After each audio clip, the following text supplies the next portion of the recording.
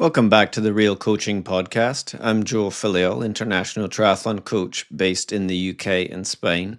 Today, I'm discussing with my co-coach Drew Box of the JFT Crew squad based in Girona. His transition from a coached athlete, joining the squad as an athlete, and he transitioned into coaching, and he discusses what made him make that decision, the challenges that he's faced as a new coach integrated in the squad that he was training with, what advice he'd give himself looking back at his athletic career, given what he knows now about coaching, what advice he would give himself as a young coach looking back, as well as what makes good coaching. Does coaching talent exist? We delve into our work with some of the top athletes in the world and how that co-coaching model works, and addressing the questions of whether does a coach make the athlete or does the athlete make the coach, and indeed what's harder, going from say top 8 in the world to the podium or staying at the top, being a consistent winner. We also talk about errors in coaching. What does he try to get right? What do we try to get wrong? And observations of different programs. Given the squad, we work with so many different countries so we get to see what works, what doesn't work, and we reflect on that. And connecting back to the introduction of the Brad Beer Real Physio podcast, I wanted to connect to something called Purnell's Iron Law of Bureaucracy, which states that in any bureaucratic organization, there'll be two kinds of people. First, there will be those who are devoted to the goals of the organization. Examples are dedicated classroom teachers in an educational bureaucracy, many engineers and launch technicians and scientists at NASA, even agricultural scientists and advisors in the former Soviet Union Collective Farming Administration. Funny example, but I'd put coaches a key part of who are dedicated to the goals of the organization. And as I discussed before, increasingly the goals of the organization are not clear. But the second part is those who are dedicated to the organization itself. Examples are many of the administrators in an educational system, many professors of education, many teachers, union officials, much of NASA headquarters staff, etc. And the Iron Law states that in every case, the second group will gain and keep control of the organization. It will write the rules and control promotions within the organization. And just connect back to some of the experiences we have working around the world. And we discussed this, Drew and I together, about whether accountability exists, our experiences of what we can't control and what we can control, and indeed why there's often a mismatch in the goals of coaching and performance and the outcomes of the organization. And again, touching on where the real opportunity to improve is, if we were to put a positive spin on it. A lot of the stuff that we've discussed so far is sort of inside baseball of high performance, but nonetheless, I think it connects to both coached and self-coached athletes, as well as coaches who are out there wanting to think about big picture, what makes high performance work, and how to connect that to what goes on day to day. It's easy to talk about consistency in training. How do you actually do that? What decisions do you need to make on a daily basis? And finally, if you want to support the podcast, we've had great reception so far. You can sign up on Substack, where we'll have specific articles that are not just podcast articles, but writing on performance. We've got the Abu Dhabi Insider article upcoming discussing the periodization challenges of the early Abu Dhabi World Series this year and how that connects to observations of what many athletes around the world are doing. You can sign up on Substack. You can watch these podcasts on YouTube if you prefer video more than just audio. And finally, coaching, available for coaching and consulting for ambitious athletes who are ready to take the next step, who want to find simplicity and clarity in the increasing busy world of noisy world of endurance training. For those who are not ready for one-to-one coaching, possible to have a consultation and overseeing of your current year plan, periodization, or specific problems that you'd like to discuss and potentially solve. And finally, you can join me in a training camp in France. We've got spaces in June available. It's my second year doing these camps, and it's a great opportunity to spend time together, get in some solid training, good food and company, and opportunity to learn and discuss all things high performance with me for a week. So thanks very much, and let's get on with the conversation with Drew.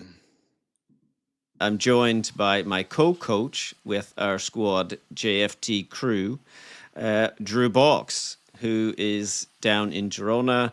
Before we jump into the conversation on Drew's pathway into coaching, from athlete to coach and more, I wanted to start with a quote from former tennis player Andy Murray, who has now transitioned into coaching.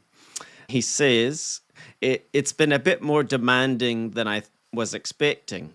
There's a lot more that goes on behind the scenes that I didn't really appreciate. I wish I would have known that when I was playing. I maybe would have been a bit easier to work with. So, Drew, when you hear that quote about player, athlete into coaching, what resonates? What do you reflect back on your experience as an athlete and now into coaching? I think there is definitely a lot more that goes in behind the scenes, dealing with the politician, like the logistics of racing, also the politics around being a part of a squad, being a part of federations.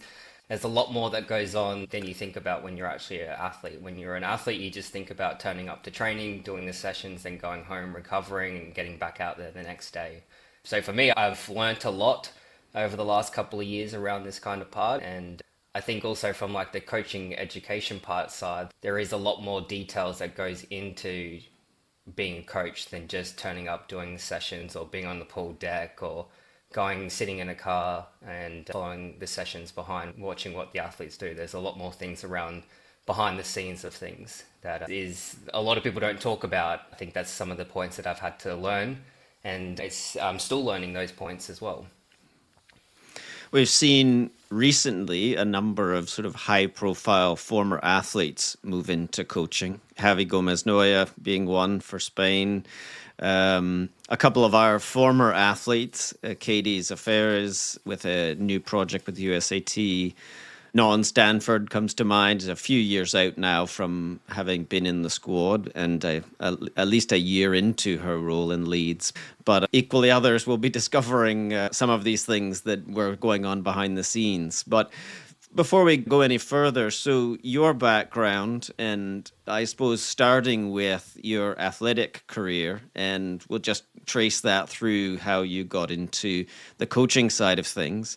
But talk to people about what your athletic experience was. So you did triathlon. Let's hear your own pathway through the sport. Firstly, so I'm from Australia, so like every Australian grows up playing sports. I started off with cricket, then got into swimming, and then I finally got into triathlon from that way. Now, I don't know if I would say I was a good triathlete. I wish I did a lot more. I wish I changed some things to get further on in my career, looking back now. But yeah, I represented Australia from a junior level, under 23 level, but I wasn't successful to transition my training into the elite level. I raced some WTCS, but I wasn't at the level to be able to race at the top from that point of view. And then getting into coaching from that. So when I was in 2013, when I was still being an athlete, I started online coaching, and then I started coaching a handful of athletes. And then in 2014, I created a local triathlon squad where I lived in Brisbane. And I was coaching after my sessions. So I'd do morning sessions, I would do daytime sessions and afternoon. And then directly after the afternoon session, I went into coaching face to face with a number of athletes coaching from juniors all the way up to adult sessions. And this was Monday to Friday, so it was quite a hectic that I was doing, but I thoroughly enjoyed it. I enjoyed coaching, and I found this quite rewarding coaching the juniors. And I'm talking like 6 to 50-year-olds I was coaching at this point. I found it really rewarding coaching and giving back to the community. And also, I think there was quite a good learning points around coaching such a diverse group of athletes from, like I said, 6 to 50. It gave me a good learning point of load management for these athletes, but also dealing with different age groups. And the 6-year-old, you can't give the exact same as what you would for the 50-year-olds. I thoroughly enjoyed that, and unfortunately, I had to stop coaching face to face in 2000, where I decided I wanted to concentrate a bit more on my triathlon career at that point. And at the end of 2015, I was lucky enough to be able to join the JFT crew and be coached under you, which I think was a bit of a turning point in my triathlon career. I think at that point I needed a change, and I wasn't getting the results that I wanted to. And then, like I said, I was under you at that point, and the things that I was looking for in that change is what I got, and I started to get results that I was looking for. And yeah, and then getting back to the coaching side of things, and when I was a part of the squad for 2 years, and then 2017, I stopped being an athlete. And I was lucky enough at that point to be able to learn under you and support the squad. And I remember, I don't know if you remember this but I remember being on the massage table one afternoon, and I think 2017 wasn't really the best year for me as an athlete. I had a lot of troubles getting into certain races at WTS level, and I was just a bit lost with where I was going as an athlete. And I remember that afternoon on after a big run session, I had a massage with Pepe, our physio at that point. And you were in the room as well, and we were discussing like what my career looked like as an athlete, but also what I wanted to do after triathlon. And I think we've had a couple of discussions prior to that about what I wanted to do, and you knew that I was doing some coaching on the side. And I think this is where I started to take it a bit more serious. And we had that conversation where it was what I was looking for and what I wanted to do afterwards. And then we got to the point, do I want to continue being an athlete, or would there be an opportunity to sit down and learn from you and work with you on in the daily training environment with JFT? And I remember I was talking about it, and I went back and spoke to my wife, Emma, and I think it was the next day that I was actually on the pool deck and learning from you. It was a very fast transition, but I also thought like at that point it's what I wanted to do. So I always wanted to do triathlon coaching from when I was starting triathlon as an athlete, and I always knew that at some point I was going to be a triathlon coach, like be a full-time triathlon coach and coach a squad. And at that point of where I was in my athlete career, I just thought it was the best time to stop and fully focus on learning and trying to become the best coach that I could, and put myself in an uncomfortable position and I guess learn from you and observe everything that you do. And yeah, I think just fully immerse myself in the squad dynamics. And I was lucky enough that you were willing to do that and to take me on and educate me as much as you could. And yeah, I really appreciated that point of where I was in my triathlon career, and also just the transition so smoothly into coaching. And yeah, and then after, I think during this period, I remember you saying it would be good to go and learn from other people as well and have different mentors, etc. Trying to educate myself as much as possible in this period. And I always remember something from a young age, or not even a young age, just everything about what people say about triathlon coaching, or even just coaching, that just because you're an athlete doesn't mean that you're going to be a good coach. So I wanted to learn and go and put myself in uncomfortable positions or situations that I could learn as much as I could, as fast as I could, and put it back into my own coaching and the values that I have around my own coaching, and learning those situations that I can draw upon for the day-to-day training environment that we have here. And I was lucky enough that when I was in my off season, when I was back in Australia, to go and to attend a couple of sessions. So I was able to go and attend an Olympic swim squad out of Brisbane.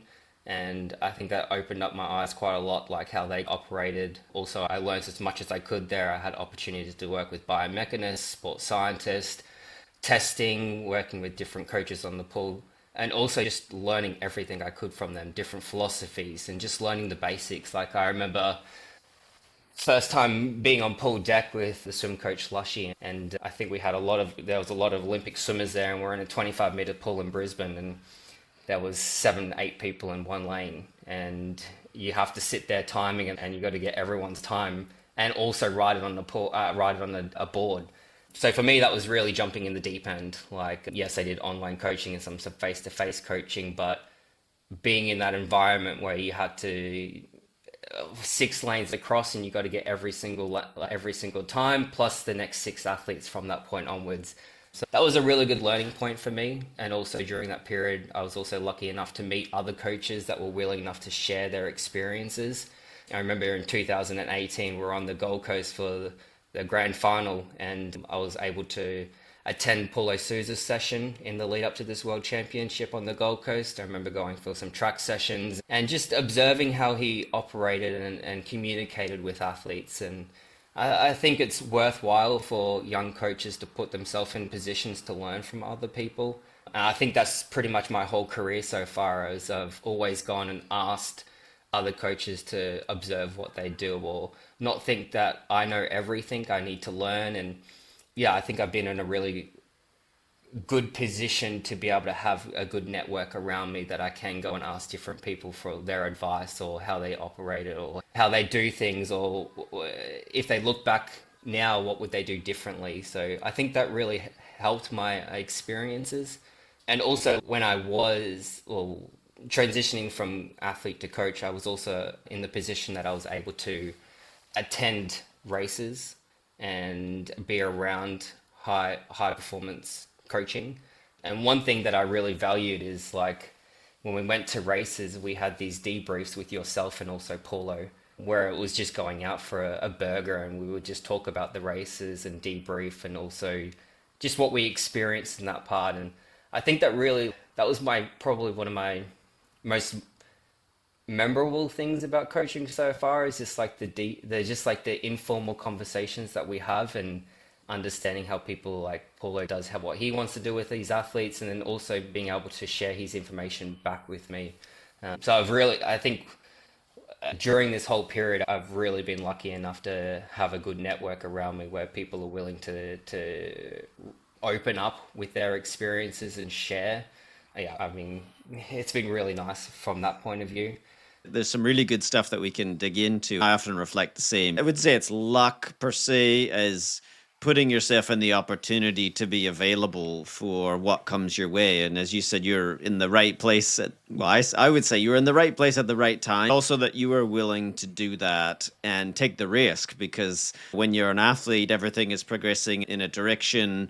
It's hard, and we've seen for many athletes to change course or to figure out what's the next step, or to take the leap from basic exercising training, that being your whole focus, to now supporting others. So there was a couple of things I wanted to dig into, which I think are interesting, reflecting now with the benefit of hindsight. And you said that reflected on your own sporting career, your own learning points, but looking back now at what you were doing, either the way you were training or wherever your mind takes you, what do you think you would do differently? If you were coaching Drew years ago, what would you do differently with the benefit of hindsight now, when you look back at either the way you were training or decisions you were making, or what comes to mind when you look back now? I think it was a bit of both, the training that I was doing and also the decision making around those training processes. The reason why I left my squad was I was not seeing the level of training that I was doing transitioning into racing. I always felt like I was able to do the training, but when I got to racing, it was like I was seeing a completely different person on the other side, and I never really understood what that was. But now looking back, I wish I looked at the bigger picture a little bit more. Like I had a better understanding around intensity control, and not every session had to be hard. I think from when I was younger, a lot of what we do in Australia was actually quite hard training. And this was one of the biggest things when I wanted to move to under you as a coach, is that was one of the big changes that we had. And I think these big workouts that everyone sees on Strava or on Instagram, and they look cool, but it's not always the right approach to training, and it's more about the putting the consistent work together day in and day out, and month to month, year to year. And I think for me, when I was in that position where I was not able to translate my training over to racing, I was just too tired, too fatigued all the time. And when I needed to go to that next level in my racing, I couldn't. And as I said, when I switched my coaching to being under you as an athlete, I think I got what I wanted to from that point. Like the intensity control was much better. We didn't really smash ourselves every day. It was like, yes, we did hard workouts, but there was always thinking about the next day, the next week, the next month to have that consistency around what we needed to do. And like I said, at that point, I was actually starting to get good results. I got 2 World Cup podiums. And yeah, I think that was one of the hardest things around switching from athlete to coach. It was that one opportunity that I had to either stop being an athlete and go under you and learn what I needed to do to hopefully be a successful coach in the future, or do I continue on this athlete path and see where it would take me? And I had a lot of decisions at that time, and I really thought about what I wanted to do, and I took the coaching path. I really wanted to be a good coach, and I love helping other athletes and I think the most important part now is when I look back, I always wonder what if, but in saying that, I thoroughly enjoy what I do as a coach now, and I think I get a lot more joy out of seeing others race and perform than actually me being an athlete and performing myself.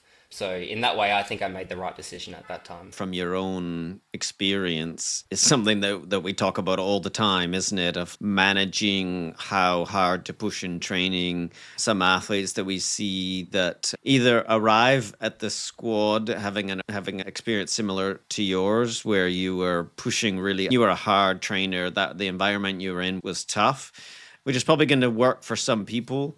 But I think there's a lot of athletes that probably have the similar experience to you that just pushed so hard in training and then found themselves unable to duplicate that come race. We try to avoid that because it's sometimes hard. That obviously really connects to what you're doing now, like that athletic experience of your own, of how to manage that. And it's very interesting that it informs that. It's a constant theme. We either see athletes who arrive really not having done enough, like they've done perhaps just not trained enough, chronic load over time. That's one theme. The other theme is heavily intensified athletes who have trained very hard, but probably, and you weren't an athlete necessarily that had a whole bunch of injuries, so it wasn't that you broke down, but it was that how it manifests itself was different. It was just unable to live up to what you saw your potential in the training, compared to racing. I think that's exactly it. Like I think I was able to handle the training, but maybe deep down that I was just burning myself out by doing this heavy workload, the high intensity workload. And even the volume was still quite high at this point. Looking back now, yeah, I wish I did some things differently, but I also think I still would have done the exact same back then. I'm glad I went through that process, and also having a different experience under you to learn these things for the future. Also for me as a coach, it's a good reminder not to do those things for the athletes that we are coaching now. Like you said, it's a good reminder that to me it doesn't work. And I think like you said, it can work for a short period of time. And I think the high intensity can work for a short period of time, but there's also a lot of downsides of that as well. Not progressing on, getting injured. I was lucky enough that I stayed away from injuries. I just wasn't getting the results that I was looking for.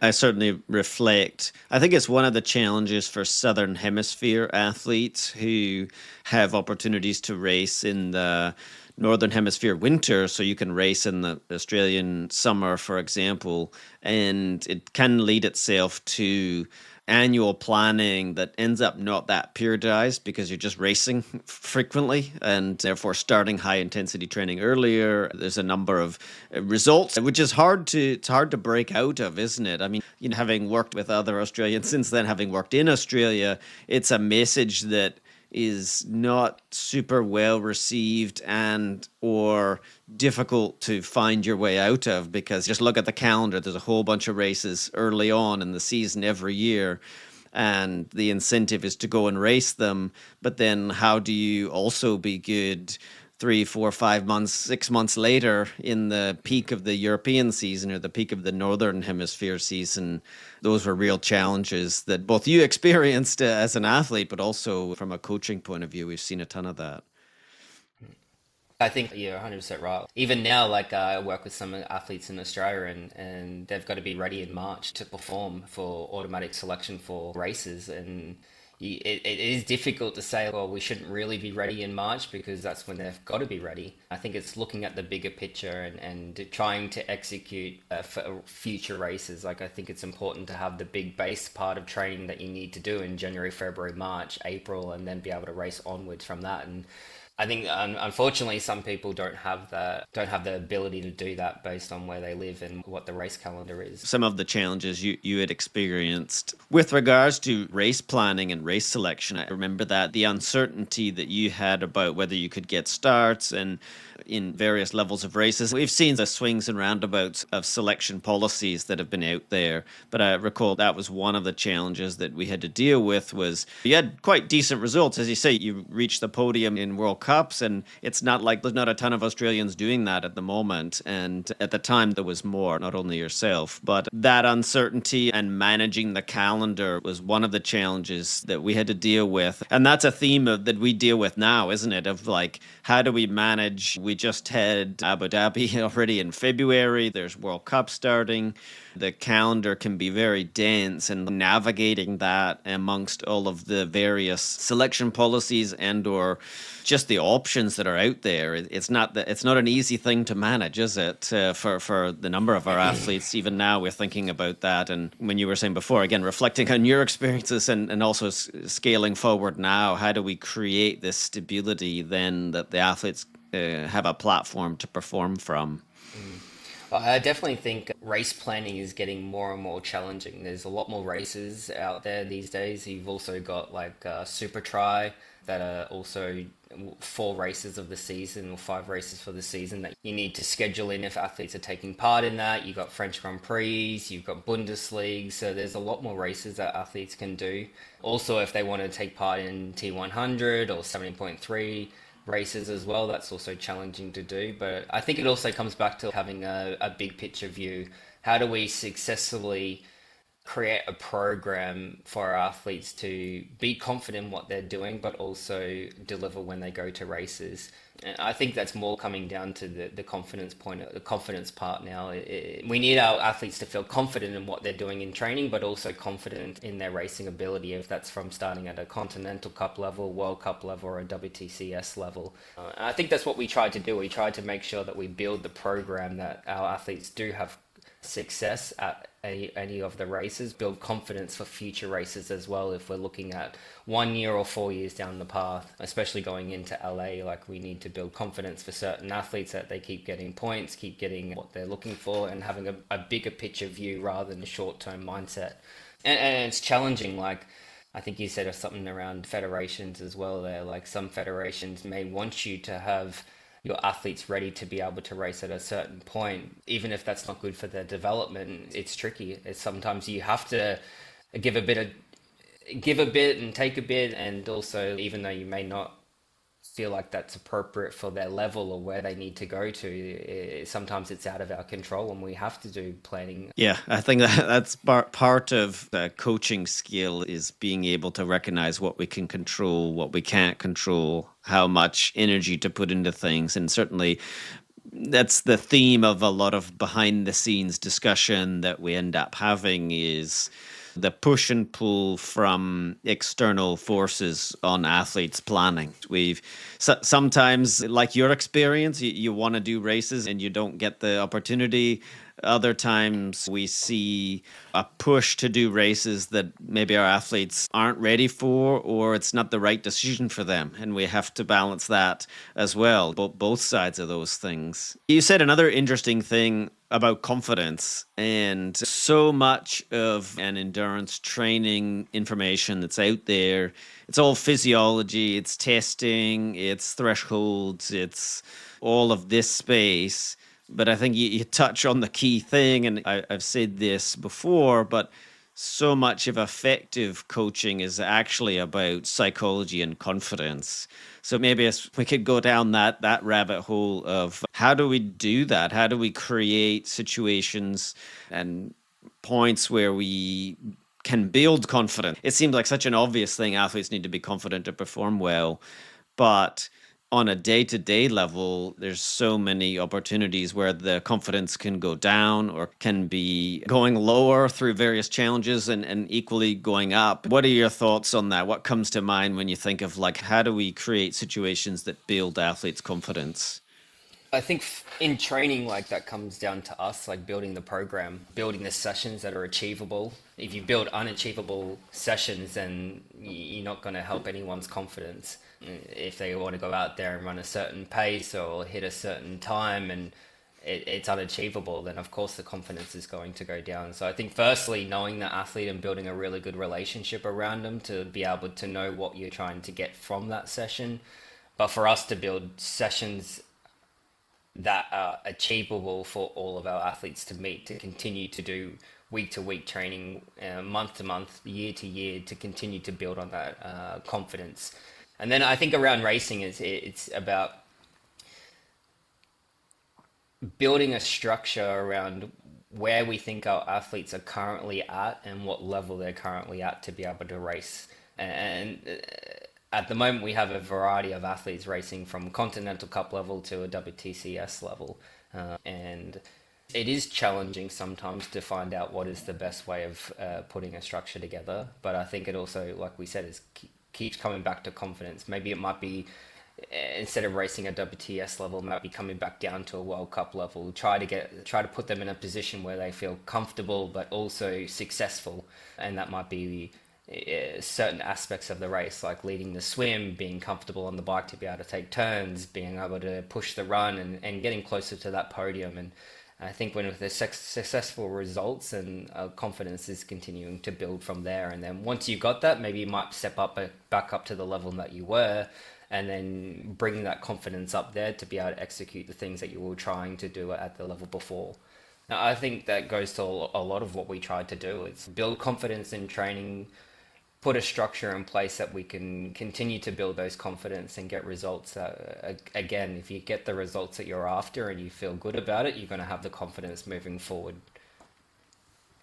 From a training point of view, certainly one of the things we've discussed a lot of times is try to get the program right in terms of what we think they can do, which contrasts to the sort of mega workout super set. We're going to create a big challenge and the athletes have to rise to that challenge, which you see out there, but that's generally not how we've gone about things. But also we tried to get athletes to see the little changes and micro adjustments that we end up having to make as a positive thing instead of a negative thing. It's not that, hey, I can't do the program, the coach has to change it, but recognizing those little moments of that a good decision can be not to do what we planned, but frame that in the right way so it doesn't knock their confidence down. Because of course every athlete wants to do the key session, they want to do the fun stuff, the fast stuff, but we don't want them to do it if they're not ready or if it's not the right thing for the day. But seeing that in a positive way, they're not failed because they can't do it, but actually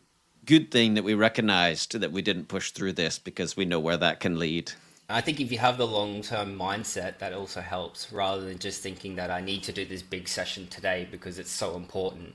Actually, it's not that important if you look at it from the year perspective. It's okay to miss one thing or adjust one session to be able to continue to move and be consistent in what we're trying to achieve. I even remember yesterday we were on a bike session and I was making adjustments all throughout the session yesterday based on what we observe and how the athletes respond or communicate with you, with if it's the energy that you see or just you hear something in the tone that they talk to you about or how they feel, then you have to make those slight adjustments to be able to be consistent week to week. I think the big thing is we're not looking at right now, we're looking at long term, about this year, about 4 years down the track. It's not just one session that we're looking at. I think that you touched on that earlier as well, but that in your own athletic experience, but this long-term view of things. And it often it feels like we're not alone in this, but it's not the general trend to think big picture. Like a lot of things is immediate gratification or short-term mindset, even from organizations, from the people around the athletes, even from the athletes itself. They can, of course, they want to progress. They want to do the highest level races. So it feels like a lot of what we do is managing those expectations, isn't it? It's like how do you choose the right opportunities and that makes sense for the athlete without the athletes feeling like, oh, the coach doesn't believe in me. Maybe we want to choose a Conti Cup or a French Grand Prix or even a smaller race to help build athletes up. It's not easy to do that, isn't it? Because we want the athletes to maintain the sense that we believe in them, that they believe in themselves, when often it seems like the rest of the world is just short term. Everything is short term, but we're trying to take that long term, which I suppose that's what the role of coaching is, big picture. But we come across a lot of the behavior that it's really makes it challenging to think big picture, to think long term, don't we? I think it's hard, especially when athletes hear it from other coaches or other federations, like, why aren't you racing this? And we're trying to tell them, let's just hold it back a little bit. Let's continue down this pathway. Let's continue to build the confidence. I think that comes back to relationships with the athletes. If you have a really good relationship with the athlete, you communicate with them, they know what we're trying to achieve, and they buy into that program or buy into our thinking, our thought, and then they understand as well. It is challenging when there is other people out there that do only think about this short term. But like you said, for us, it's about making sure that we look long term and do what we need to make our athletes successful. And I think there's a certain element, as maybe it's the modern context, which is the tendency to want to tell the athlete what you think they want to hear. Because of course, that's pleasing, feeding the ego, perhaps.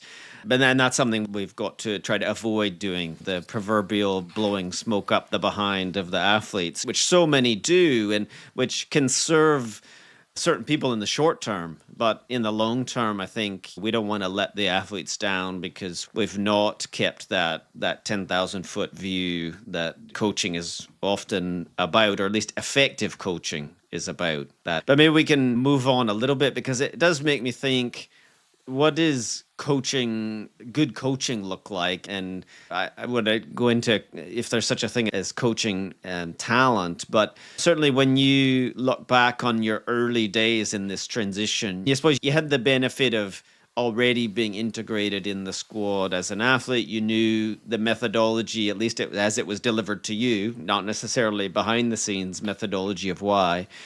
But when you look back to the early experiences into that role and as you grew in responsibility, what do you reflect in terms of either what you learned or what do you wish you knew then that now in terms of your coaching? So you talked about that from an athlete point of view, but now, okay, you're now into this coaching role with the squad. What do you wish you knew? What mistakes do you think you made? What do you wish you knew then that now? I think one of the things that I'm getting better at, and maybe previously I made some mistakes on this one, is maybe just trusting my gut a little bit more. Maybe you might be thinking a couple of things, or you're observing something on a track session or a run session or a bike session, and you just don't think you look at it and you know something's not 100% there. And if your gut is telling you something, I think you should stick to it rather than doing one more rep or finishing off that session. I think you got to step in and follow your gut instincts on certain things. And this is something that I've had to learn over time. And I've been lucky enough that when you are like having you there is actually quite useful for when I was coming through, asking questions. What do you think about this? I saw this. What do you think about it? Like having a soundboard when I was coming through, starting off, was actually a really good thing for me, just to get your opinion on things. And now transitioning that on a bit further, I know when certain situations are arising that I need to follow my own instincts and trust my gut and to step in to stop certain things. And that could be as little as one rep. Knowing you see something and something just doesn't look right, or the energy doesn't look good here. It could just be a small adjustment of one rep, and even that could be like 200 meters. But I think that's one thing that I've learned more and more, is to trust my gut instinct, which I wish I did. Wish I knew more back then. Everyone says gut instinct, you should trust it, but it becomes more and more clear that when you see something, trust what you know and trust your experiences. But I think you also got to go through those experiences of making mistakes to be able to get to that point where what you're looking for to be able to do that. Certainly, when I think of my formative experiences in coaching, I think of the times I was observing something that I knew had a high probability of not ending well, but I didn't intervene to stop it from happening. Or I got on the ego train of, wow, isn't this training session amazing? Look how this person is going. And then sure enough, not long after that, the athlete's walking around with a boot on their foot. But I think it contrasts so much with the current sort of trend of all of this data, and we got to be data informed or data driven, and the key moments that you're thinking about and that I was as well, you don't have a time to analyze everything, and you got to make a decision there and then. And it takes practice, it takes experience to be able to do that, and to communicate also those decisions in a way with confidence that they don't want to stop, or equally we need to reassure them that it's the right thing in the moment, because maybe they got a little pain, maybe they're trying to push through, maybe they got a race coming up. There's all kinds of reasons why they want to do what's on the plan, and yet my thinking as I observe the current moment we're in, where it's so much data, so little wisdom, so little understanding of what to do with it. I think there's a lot of people that are learning coaching without developing what you're talking about. It makes me think of the old story of London taxi drivers, how they knew every nook and cranny of driving around London. They didn't use computers. You had to know everything, and you could do it. You had developed this part of your brain, your intelligence. And of course, with the advent of more and more satellite navigation, etc., you follow the map, but you don't actually know what it is where you're going. You're just following the map. I wonder if there's a little risk in this, or a big risk in a sense of losing the ability to develop the intuition, this experience that you're talking about, because I think if you try to externalize that too much, you may not actually develop those kind of skills or have the opportunity to develop them. It's contrasting to the current moment of scientific-ish training and heavy data training, but actually so many of those decisions are about your instinct, your gut, of making sense of what's in front of you. I think most of the time when you've got to make those decisions, you got to make them quick. Like you said, it's like maybe the whole group is doing overall a good workout, and we could do maybe one more rep, but having the confidence to step in at the right time and make those good decisions that, hey, look, actually something looks a bit off. Let's leave this one rep, and hopefully tomorrow we can continue to run for the next week further and further. I also think that comes back to a relationship with the athletes as well. If you build a good relationship with the athletes, you start to understand them quite well, and you start to realize some little certain things that could help you make these decisions. For an example, like walking to the swimming pool, you might have a conversation with someone and they don't talk to you the way they would normally. And then you start thinking, okay, what's going on here? Did they have a bad night's sleep? Is there something that we should pay attention to? Is the energy right for today? I think a lot of those things actually drive the way that we do our coaching, and also how we make adjustments and make those little tiny changes that we need to get the best out of our athletes. And I even remember yesterday with an athlete, like the way that they were talking, it just didn't seem like themselves. And I remembered that, and it connected back to like, maybe we need to change the session for today just based on how the energy is. And yeah, in that moment, we did change the session to be able to have a better outcome, to have a long-term approach that we need to for future sessions. And yeah, I think that's coaching. I think it's important to have those relationships where you can, the athlete maybe a little bit better than them sometimes, based on how they talk, based on how they walk, those little cues that you can take on to drive the conversation that you want to have with them to see how they're feeling. It brings me to my theory that I've been working on of whether, and I suppose I can say what I'm about to say from my experiences as a performance director, or as in some of the roles that I've done have been in bigger organizations, about whether coaching is a talent, much like athletics. Being an athlete, you can go so far if you've got a certain amount of talent.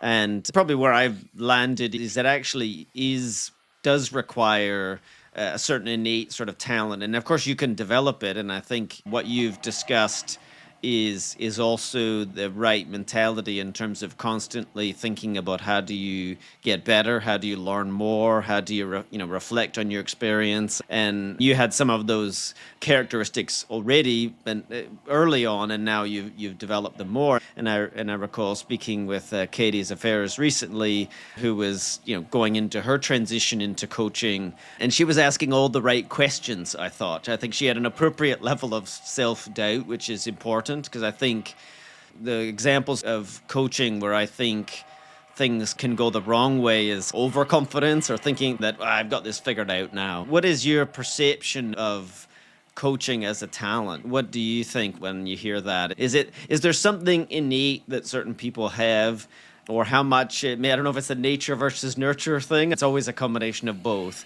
But when you think about that, you must think of some examples that some people have the right temperament or characteristics, or if not, how do you develop those? What's your perception on this space?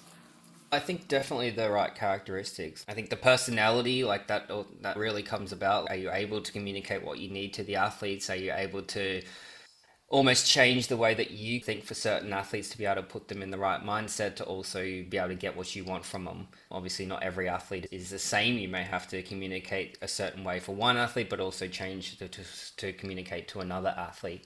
Yeah. What do you think on that topic? For me, I've really had to really take on a lot of information, and I've put myself in a position that I didn't want to think that I knew everything, and I wanted to go out there and explore other opportunities and learn from other coaches. And also, I think when I went to these other sessions and other environments, I also learned what I liked, but I also learned what I didn't like. And I think I took that away and put it back into my own coaching. And that could just be the way that like someone might have communicated with someone might have delivered a session in a certain way, the way they had a debrief, just those certain little things that you pick up that, oh, maybe I don't like that. Or that was actually a really good thing. I'll put that back in and remember that for future if that kind of pops up. Or I like the way that person spoke to that individual. That was a good way of articulating how they wanted to get that workout done to be able to get the best out of that athlete. For me, I really tried to put myself in those positions to learn and not just think that, okay, I'm an athlete, I know what I'm doing, I know what I'm talking about triathlon, now I'm going to go and be a coach. I want to disregard what I did as a coach, as an athlete, and almost start fresh from a coaching perspective. But I was very lucky in that sense, in that way, because working under you, one thing I think you're very good at is actually observing athletes and making those small changes. I think that's what you're really good at, is observing and making changes. Like we said, that may be just one rep, or it may be changing the whole session. And you can only do that by being on pool deck or being on a bike session or on a run session to be able to make those changes. You can't see that from the watts or anything like that. It's observing those athletes and making those small changes and being confident to make those small changes. I don't know if it's a talent thing, or I don't know. I think you got to learn to be what kind of coach you want to be, and keep expanding your knowledge. And like I said, for me, I don't know everything. I'm still willing to learn and ask questions. And I think I have the personality, whereas just because I think this person does it right, or I think I do it right, I'm still going to ask those questions, even if they're stupid questions, or I should know the answer to that. I'm still going to ask them. They might think completely different to what I do, or they might have a different way of articulating different to what I do. And I think that's all comes back to like how I want to deliver to athletes, and I can take from one person, or I could take from one person, or I could leave the way that they do it. But yeah, what do you think? Is it a talent, or can you learn all this? I think that there is a certain sort of temperament and characteristics that people bring that are more effective in developing others. And I think not everyone has that, or even gets it. I would say, again, with the current context of quasi scientific training about data, about numbers as driving things, there's a lot of people that are missing the point and maybe aren't able to empathize with the position that the athletes are in. I think it's often talked about it, and you can be over empathetic, but you need a certain level of empathy, and we've seen that because you can certainly from the coaching side of things end up sort of feeling frustrated with athletes patterns and or things that are stopping from athletes from improving, but it's also recognizing that where what their perspective, seeing things from their perspective, and then trying to find a solution. Coaching ways that I don't think was effective is just throwing a ton of work at an athlete and the old throw a bunch of eggs against the wall and whichever one doesn't break is your champion.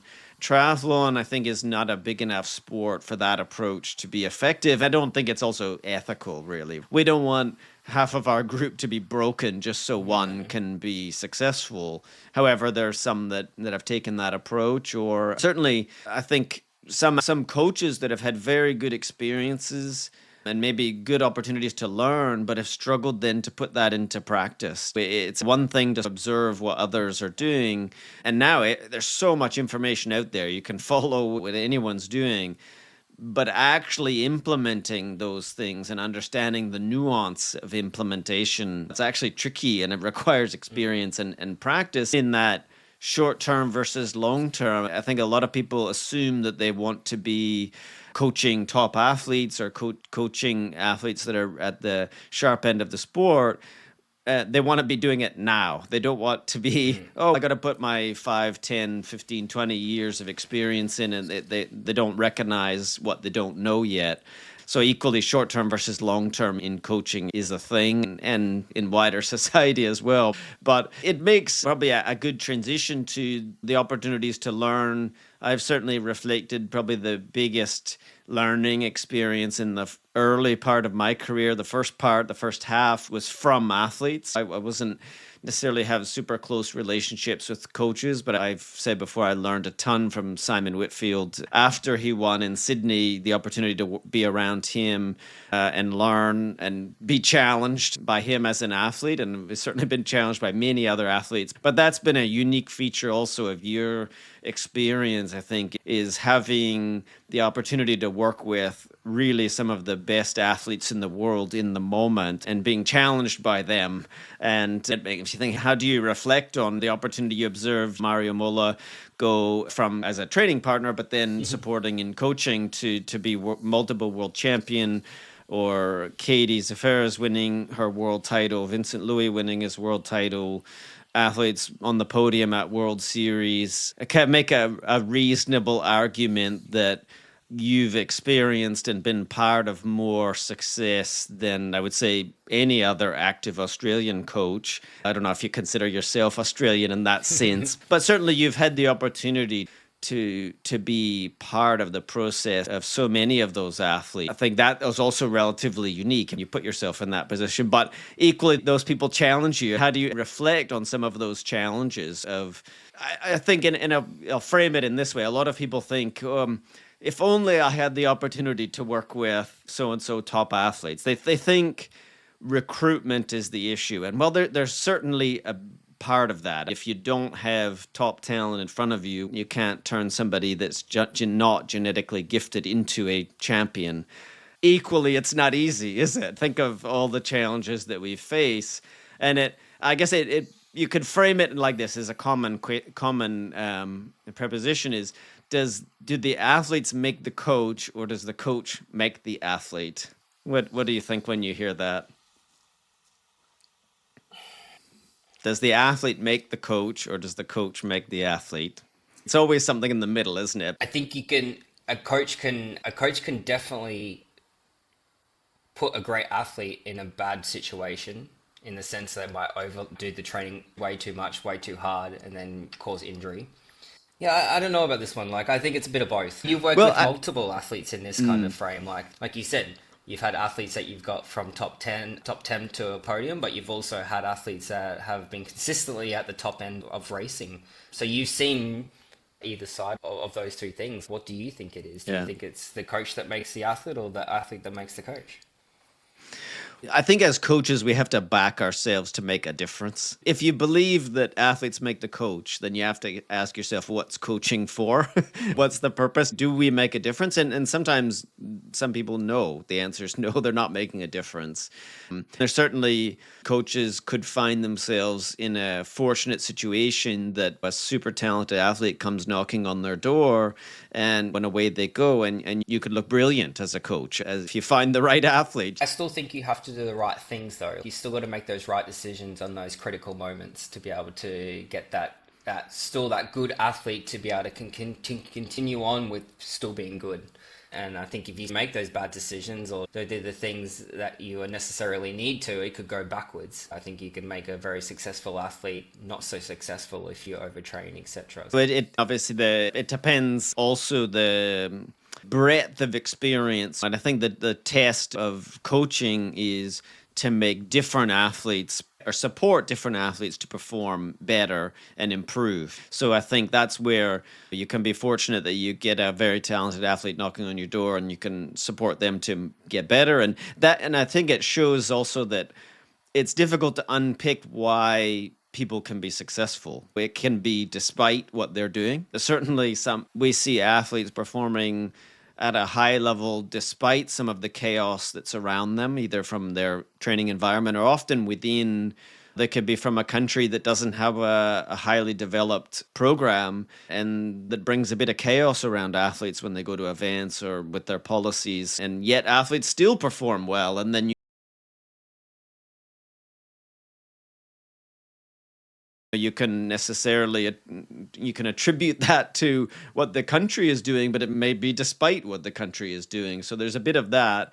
But I recall a conversation with a performance director in a successful country a couple of years ago now, but certainly still relevant, where that I had said, you've really done a great job over the last several years. We were just talking about coaching and performance. And this performance director said, if we didn't have the talent, then you couldn't necessarily say that. And I thought it was a moment of humility, because I think a lot of organizations want to believe that they play a bigger role than they do in the performance of their athletes. For example, a country winning the right to host a game can be a huge positive effect on the whole cohort of athletes, regardless of what the organization is doing. Just the fact of having a home Olympics can be massive.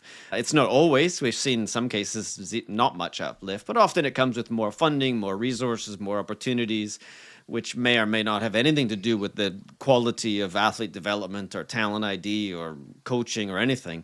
But equally, yeah, if you don't have the talent, but on the other hand, having had the perspective of working with many top athletes, the margins of error become a lot smaller.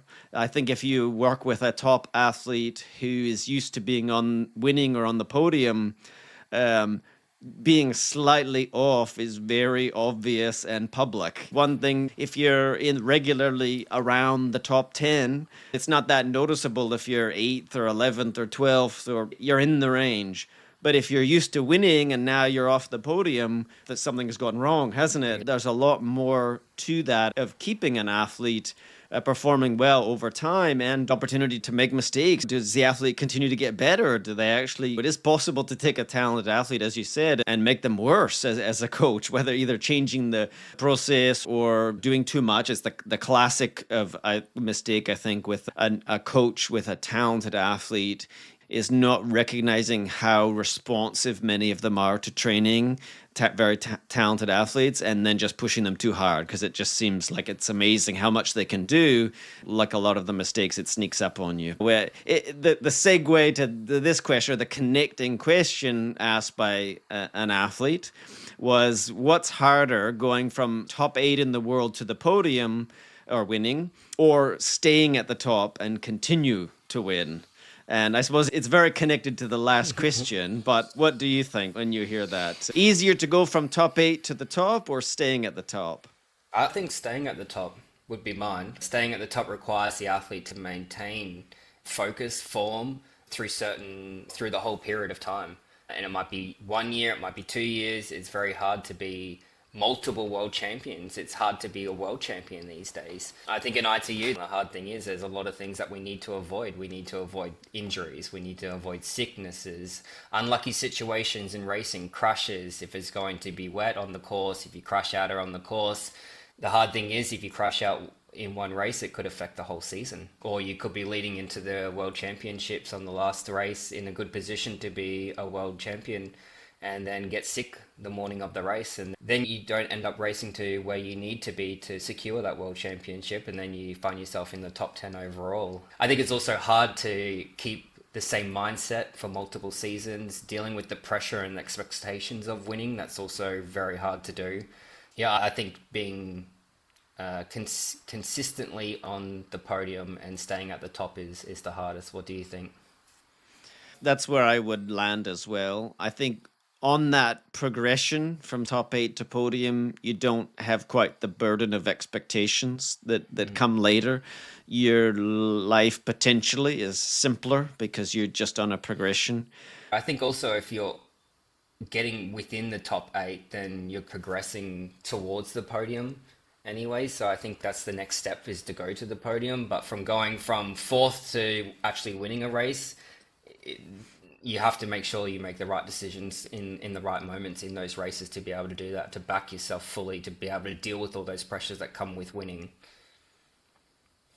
At the top, there's more sponsorship expectations. There's more business sort of complications of being a small business, like athletes essentially are.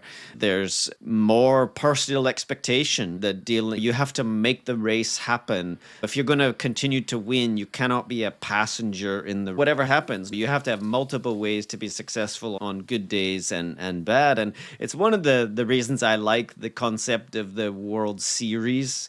There's pros and cons of a single day world champion, but to be good throughout the course of this season means that you avoided things going wrong often. You avoided the things that you talked about, and that's remarkable in itself to be able to do that time after time. And I've said this anecdote before, but I recall in Rotterdam in 2018 at the grand final when Mario was able to secure his second world title in a row, and Javi Gomez came up to him and said, there's not many people that understand what it means to be able to repeat that and everything that goes along with it, the pressure and to deliver that. And equally reflect Alistair winning 2 gold medals in a row. He would be in a space that very few have been in before. I don't think you can know it until you're there, all of the complexities that are involved in staying at the top. It's a lot harder than people think. Again, it's the unknown unknowns in that concept of you just don't know until you're in that position.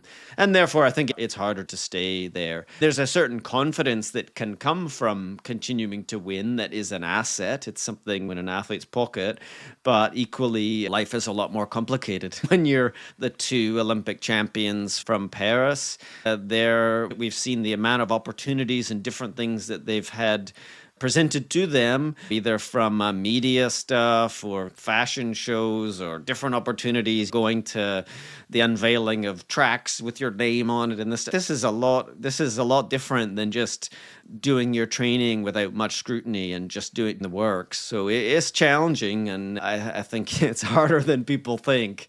But it's maybe an opportunity to think about the bigger picture again in that space. And when I talk about one of the opportunities we've had with the squad is to see what happens in different countries, to different contexts. And there's another kind of quote, and I think it's quite interesting that we can use to drive this part of the conversation on. And it's this, that there's 3 types of coaches and teams. One type are never competitive. They're overly focused on the wrong things and themselves. They're hamstrung by internal politics, petty personality problems, and a blind belief that their way is the only way. The second type is what I call the copy coaches. They go to the Olympics, they watch the best teams and copy them, so they're always 4 years behind.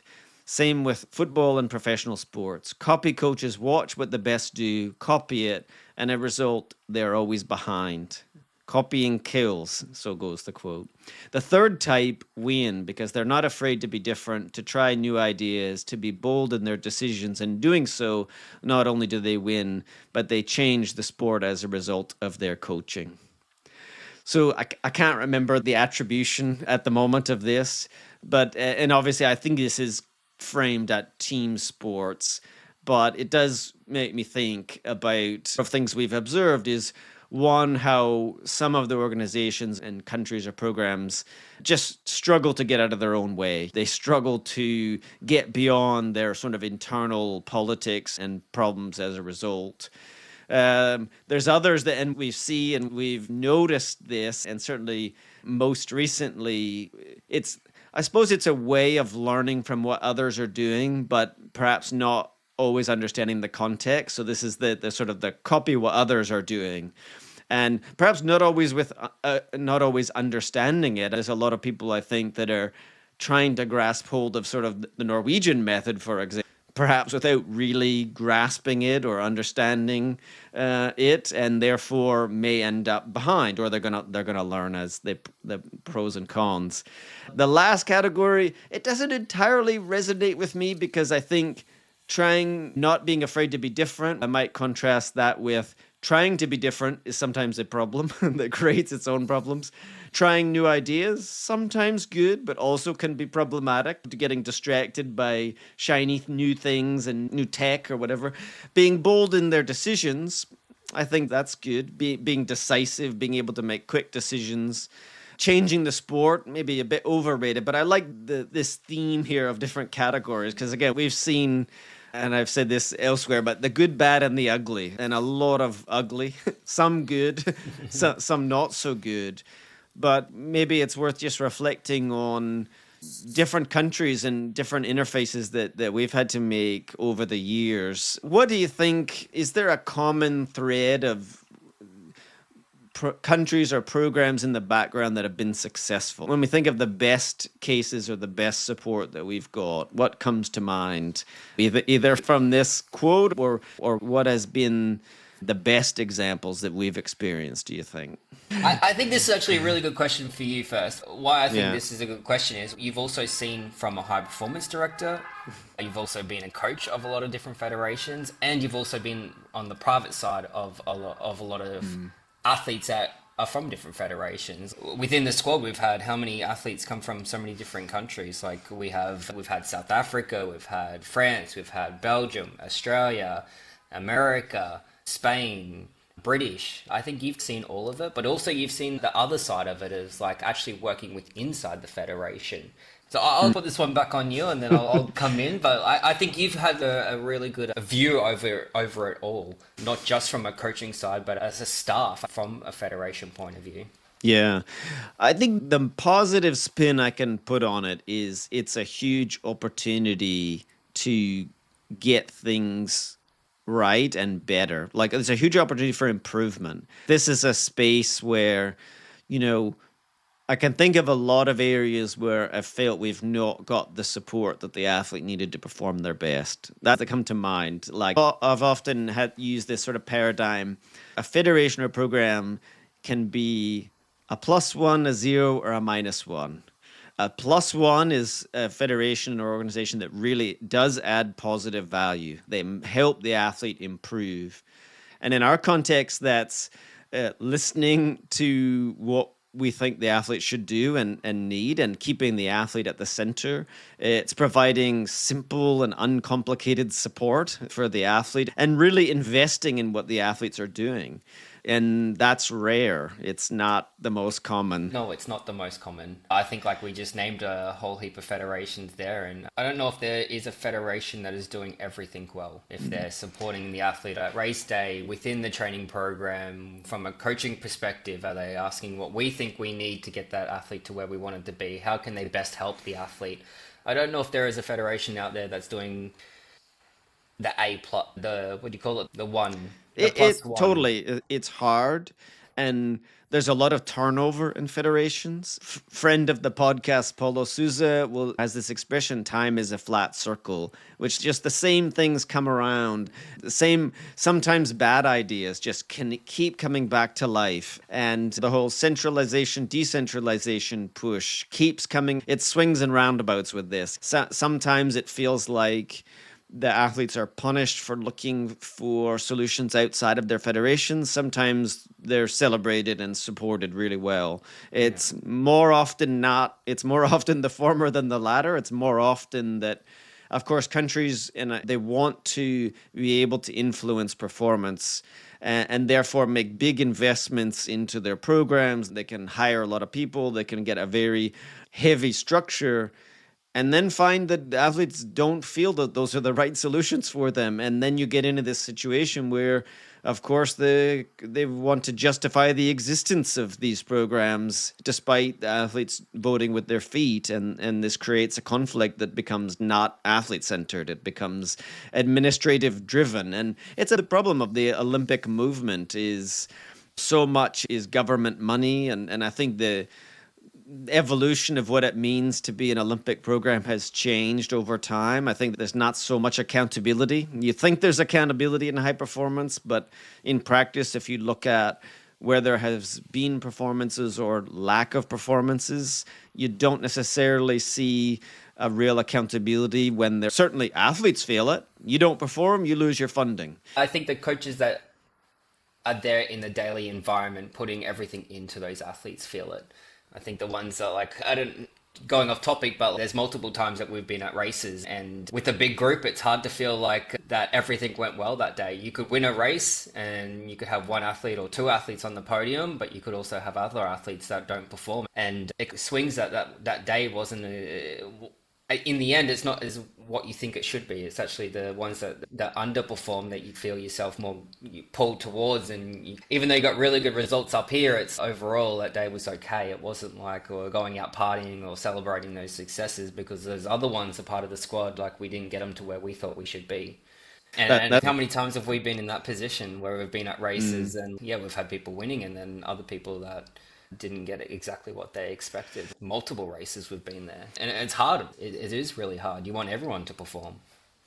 that it's the classic expression that there's never a good day in coaching because more than one athlete, even if you have the winner of the race or both winners or the whole podium that we've had, there's somebody else that didn't meet what they thought they could do or what we knew that they could do. They underperformed for some reason. Something happened, and they'll end up focusing on. When I come back to this organizational point of view, so we got the plus ones, we got the zeros. We have some organizations, I would call them neutral. They don't add a lot, but they don't take away a lot. And I'm okay with that because I think every organization has to try to be everything to everyone. In fact, that's probably not a good strategy because many of them try and fail and they end up -1. And these are the ones that are the most frustrating for us, that you just see that they just don't seem to get what it takes to be successful. They just seem to be focused in all the wrong places or make things worse. And that's a big challenge of as a coach, that you don't want to make things worse. You don't want to put your foot in your mouth or say something that could end up hurting the athlete's confidence or just making a mistake. We don't want to make mistakes, but these organizations often they don't have those kind of relationships with the or staff in that. And then there are many that are the -1. And I think the way to frame that is there's a huge opportunity for organizations that genuinely want to get better and put athletes' performance at the center. They can improve a lot based on the standard that we see around the world. There's so much opportunity, but they've got to get in the right mindset. I would say over the last 10 years, many they're not taking that opportunity. They're going further into the cliche of how programs should work is athlete-centered, coach-driven, administrative, supported.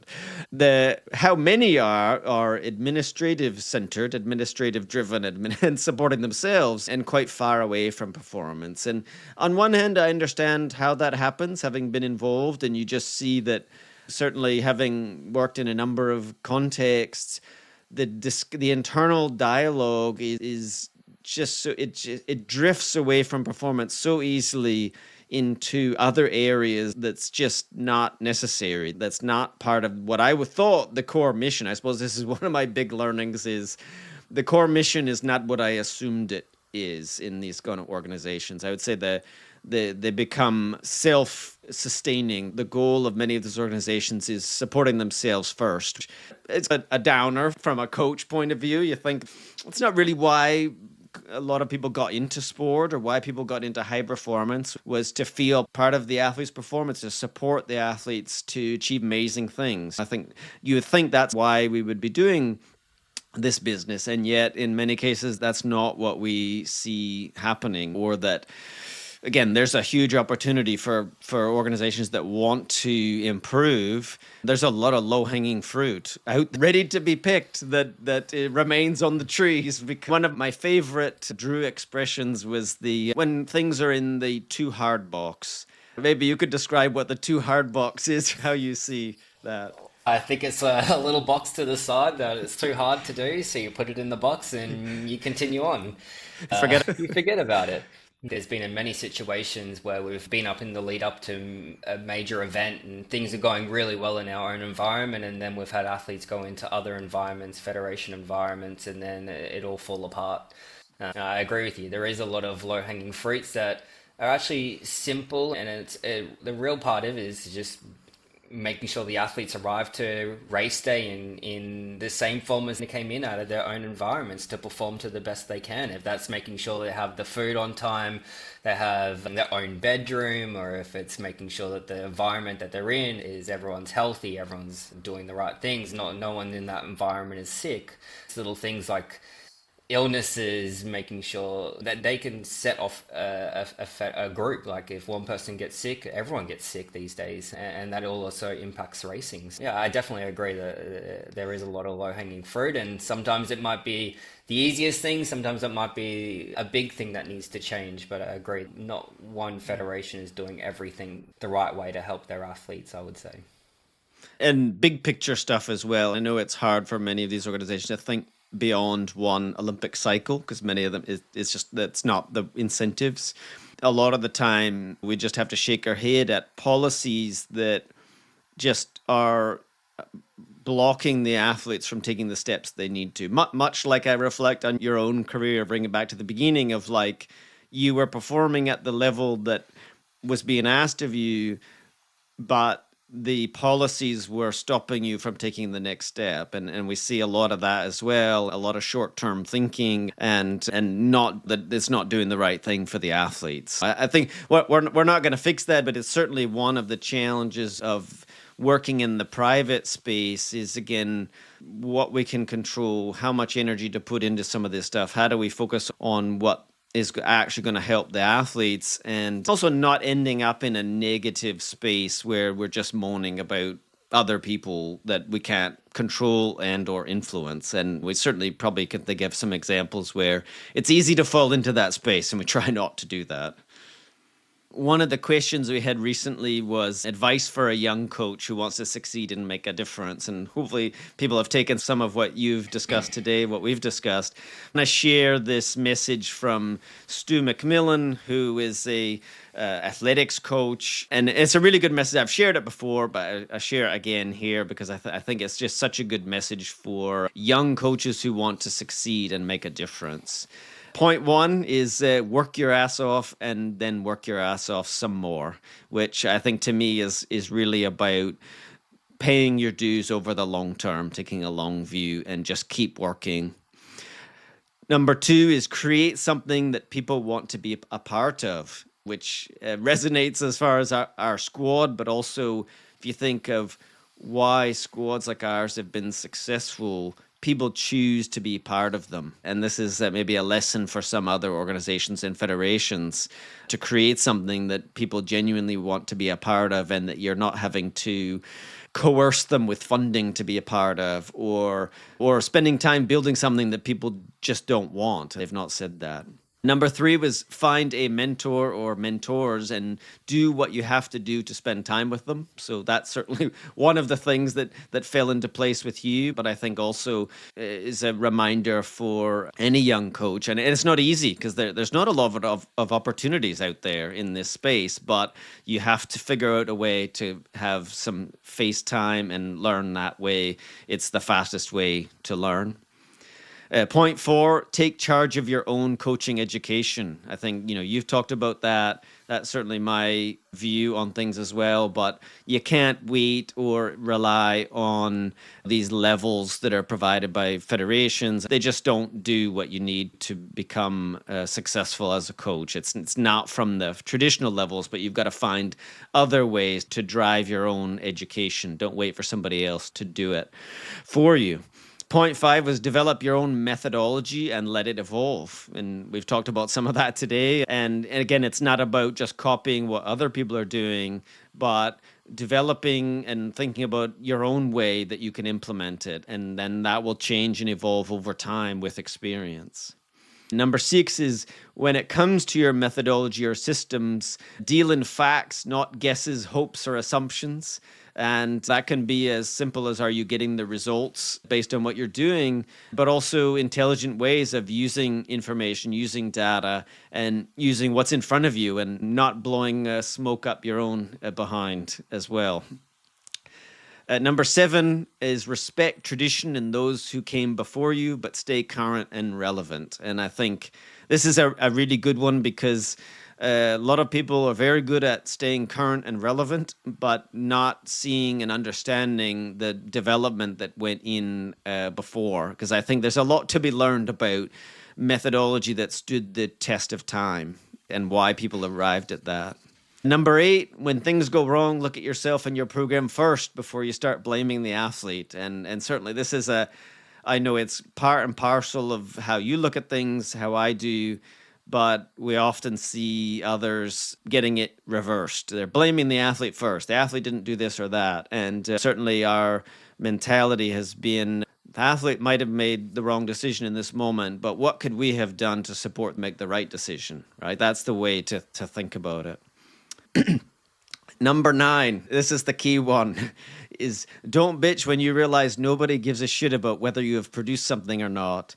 And because those who understand what producing athletes really means do not control the process of rewards and incentives.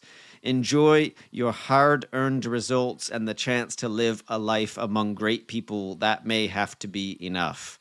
And certainly we can see, having been involved in a lot of success and had the opportunity to work with many great athletes, there's no pot of gold on the other end of any of that. There's no life-changing, oh, we've won medals, we've won titles.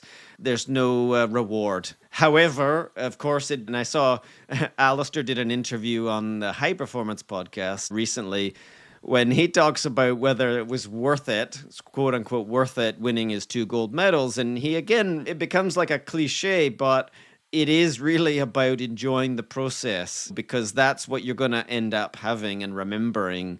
And a lot of people actually don't enjoy the process. They lose track of that. But equally for coaching to understand that there's no pot of gold at the end of this. And it's not about ego, but it's about enjoying partnership, the connection with the process and having skin in the game, whether you win, lose, or fail and not live up to what you had hoped.